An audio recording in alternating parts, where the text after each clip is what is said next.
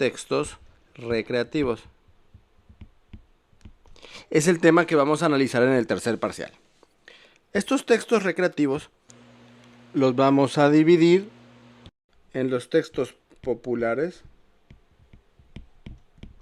y en los textos literarios. Los textos populares, como su nombre lo indica, son del dominio público, ¿no? Tienen mucho más divulgación entre las personas y a veces su estructura no es tan rígida como la de los textos literarios. Aquí vamos a ver el chiste, refrán, adivinanza y canción. Primero vamos a hablar del chiste. Su propósito es humorístico. Se escribe principalmente en prosa. Después vamos a ver qué es esto. Y generalmente es un relato breve. Posteriormente vamos a hablar de los refranes. Estos son relatos que quieren transmitir sabiduría. Y estos dichos son igualmente, como son parte de los textos populares, del dominio común. Y se busca que este conocimiento se comunique de generación en generación a través de estas frases cortas que se pueden escribir en prosa o verso. Vamos a continuar ahora con la adivinanza. Este es un acertijo que se presenta al lector o al oyente para informarlo o entretenerlo nada más. En su elaboración predomina el verso. Esto de prosa y verso es la forma en cómo escribimos. Más adelante en este video vamos a explicar la diferencia entre ambas. Por último vamos con la canción. Este se puede decir que es un poema musicalizado.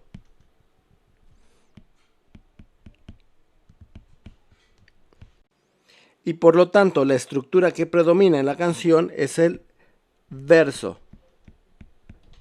Ahora vamos a hablar de los textos literarios. Estos tienen una división intermedia.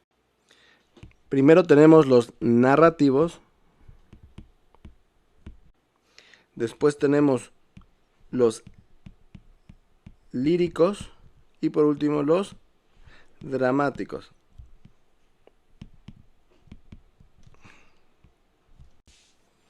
Dentro de los textos narrativos vamos a analizar la novela, el cuento, la fábula y la leyenda. Bueno, pues los textos narrativos, como lo vimos desde el primer parcial, son aquellos que nos van a relatar una historia. Por lo tanto, estos 4 son historias, pero tienen ciertas diferencias entre ellos. Empezamos con la novela y el cuento. Realmente estos dos son muy parecidos. La gran diferencia es que la novela tiene 2 o más conflictos.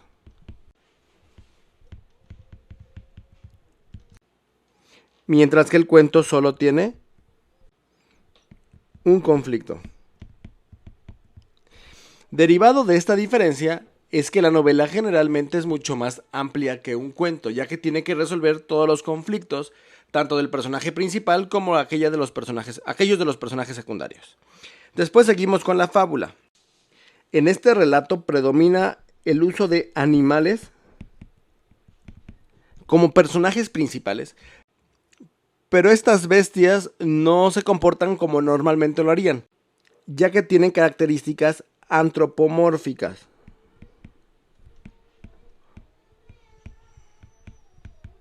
Entonces son animales antropomórficos. ¿Qué quiere decir antropomórficos? Antropo viene del vocablo griego hombre y morfos, forma. Entonces, a la forma del hombre. Es decir, los animales representan emociones o atributos morales de los seres humanos. Pensemos en una de las fábulas más conocidas de todos, la de la liebre y la tortuga. No soy muy bueno dibujando, así que lo intentaré hacer. La liebre, espero que parezca una liebre. La liebre representa a aquellos seres humanos que se saben poderosos o se saben capaces pero pecan de soberbios. Es decir, no utilizan esos dones que tienen para el bien, sino simplemente se sienten superiores a los demás y creen que no tienen que esforzarse para lograr sus objetivos. Por el otro lado tenemos a la tortuga, que no me quedó muy bonita. Espero que parezca tortuga. La tortuga representa a las personas que saben que en algunos momentos sus capacidades no son iguales a las de otras personas. Sin embargo, son tenaces y persistentes. De tal manera que si se siguen esforzando, pueden superar a aquellas personas o individuos que en apariencia son superiores. Y al final del relato, sabemos que gana la tortuga. Por último, en los textos narrativos vamos a encontrar la leyenda. Este relato busca explicar el origen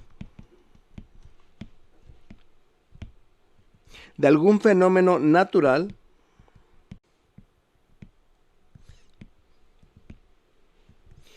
o explicar cómo se formó algún sentimiento humano.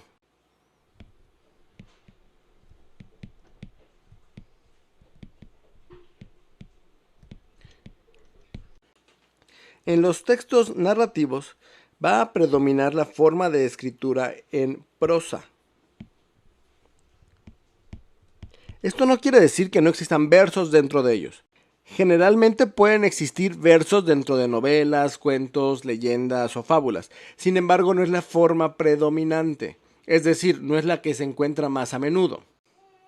Ahora vamos a hablar acerca de los textos líricos. Aquí vamos a encontrar al poema, la oda y la elegía. Primero vamos a hablar del poema y aquí podemos expresar sentimientos u emociones.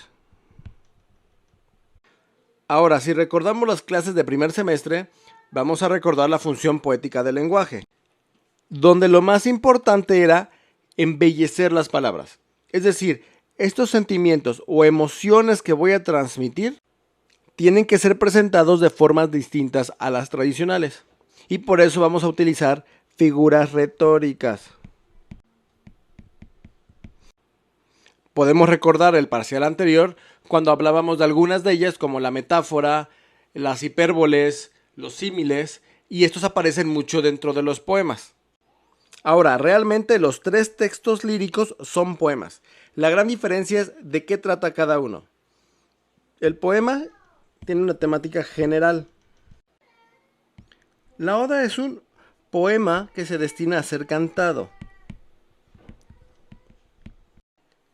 Quizá una de las odas más conocidas es la Oda a la Alegría, en donde primero tomaron un fragmento de la Novena Sinfonía de Beethoven y posteriormente se escribió la letra con la música en mente. Es decir, primero se compuso la música y después se escribió el poema para entonarse. Por último vamos a hablar acerca de la elegía. Este es un poema también, pero la diferencia es que nos va a hablar de tristeza. Nos va a expresar el dolor que se tiene por la muerte o la pérdida de un sueño. De un sueño o de una persona. Y por último, y aunque ya lo habíamos mencionado, vamos a recordar que los textos líricos se escriben en verso. Ahora, para terminar, vamos a hablar acerca de los textos dramáticos. Que estos, contrario a lo que la connotación popular nos puede decir, no son siempre tristes. Estos son pensados y redactados para representarse en un escenario. A los textos dramáticos los vamos a clasificar en dos: los trágicos y los cómicos. Dentro de los primeros, vamos a ver que ciertamente en estos el fin sí es triste. Generalmente tienen una visión fatalista o negativa de la vida, donde el destino del ser humano se encamina sí o sí hacia algo malo, donde los elementos fortuitos o buenos de la vida solamente son pasajeros. Pensemos en la obra de Romeo y Julieta, donde, aunque se nos habla de amor y cierta esperanza en esta historia idílica de algunos días de pasión, al final lo único que predomina es la muerte.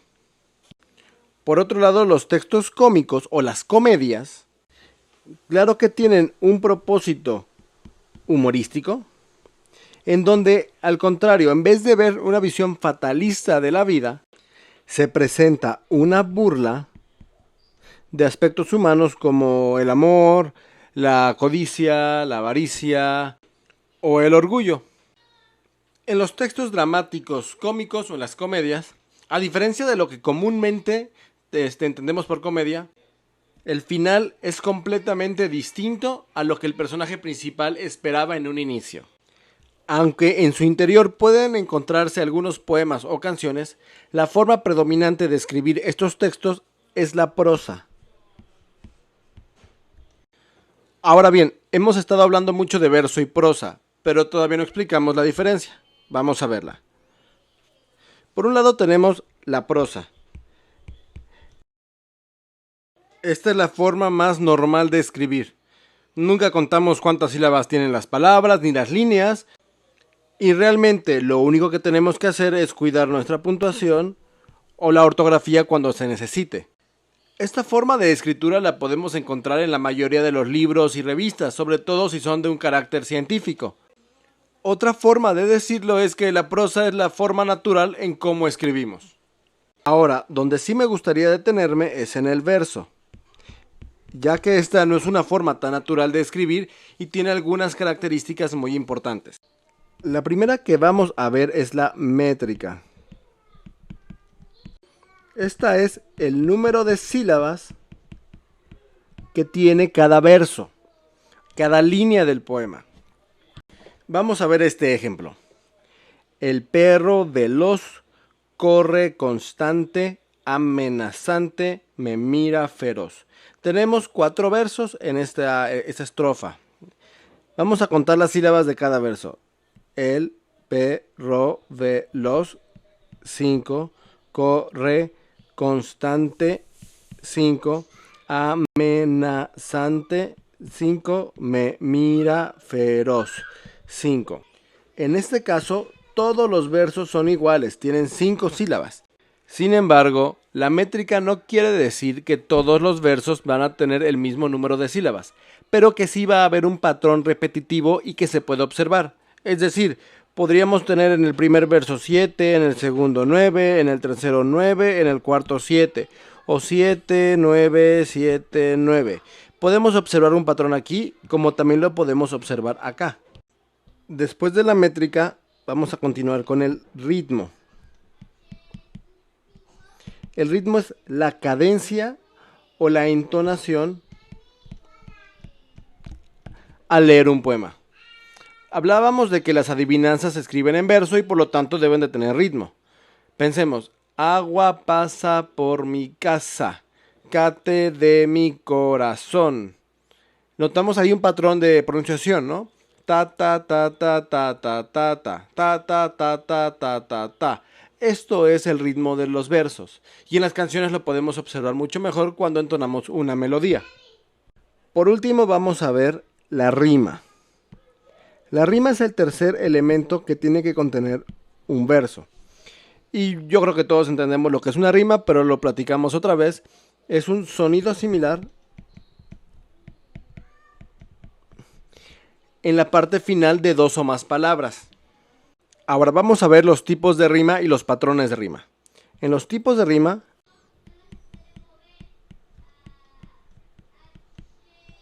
aquí vamos a encontrar 2. La rima asonante y la rima consonante. La rima asonante es aquella que es muy similar, pero no idéntica, porque lo único que se repite es el sonido de las vocales, pero no de las consonantes. Y podemos tener como ejemplo palabras como rojo y pozo. Lo único que se repite son las vocales, mientras que las consonantes son distintas. Por lo tanto, el sonido nunca va a ser idéntico. Otro ejemplo de la rima sonante puede ser mano y dado.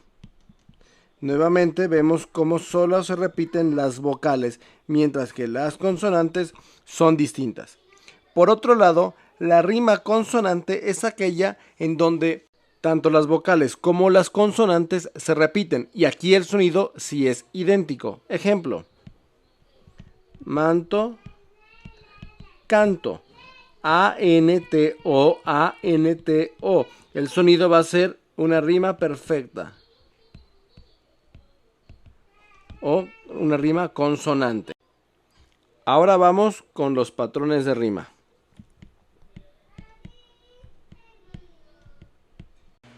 Un patrón de rima simplemente nos dice qué verso rima con cuál otro dentro de una estrofa. Ejemplo: veloz rima con feroz y constante con amenazante.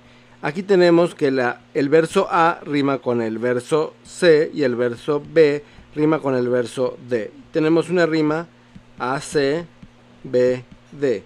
Siguiente poema: veloz rima con feroz, nuevamente son las mismas palabras, pero entonces cambia el patrón. Ahora A rima con B y C con D. Tenemos rima AB, C, D. Y después tenemos una nueva rima que tenemos: veloz rima con feroz y constante con amenazante. A con D y B con C. A, D, B, C. Bueno, esto es todo lo que tenemos que ver de los textos recreativos.